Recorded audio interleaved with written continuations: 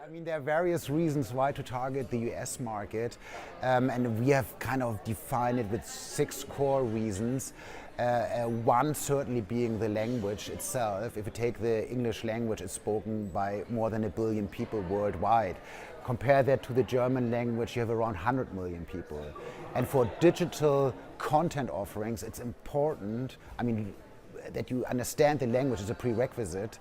So you have a technical reach on people understanding the language.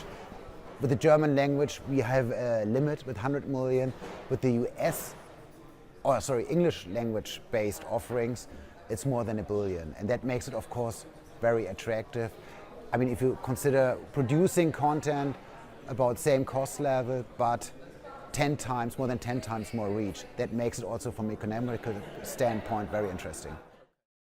Absolutely. So I mean, it was a lot of coverage when we went into Business Insider end of last year, but we actually have been engaged also on the investment side since 2012 in the US. We started way earlier building networks around 2006. First investment in 2012 was with Airbnb actually. We took a small share, but then got appetite, and from there on, we did it twofolded. We did fund investment and minority investments. And kind of the third phase we started in 2015, where we did our first majority acquisition, and that was with Business Insider.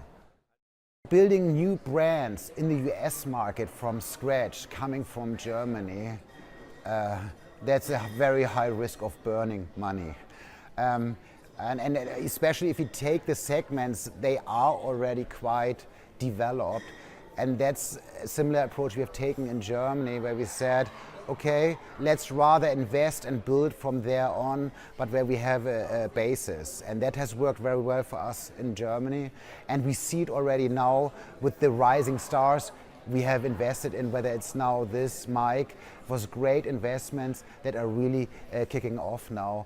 And that's basically an approach that has worked well in Germany, which we are duplicating now for the US.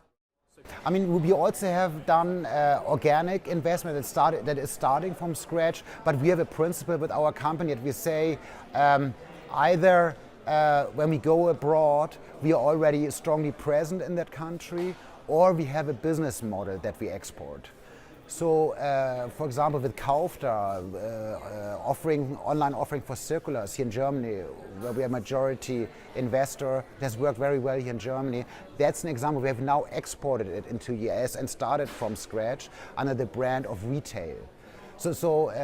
But these were different prerequisites there. We know that the business model and how it works, and where we have a lot of networks effects also from the German activities. It depends strongly on what phase the company is. I mean, if it's in very early phase, it's all about reach. It's about reach, relevance, gaining momentum there. And then later comes the monetization phase. But first, it's all about reach and relevance. And you can see it also with Business Insider. I mean, now with 100 million uniques, they have reached a level now where you can say, okay, let's now focus more on monetization for the core product, businessinsider.com. But then again, you have new offerings like Tech Insider, and there it's again a new endeavor. They again focus more on reach.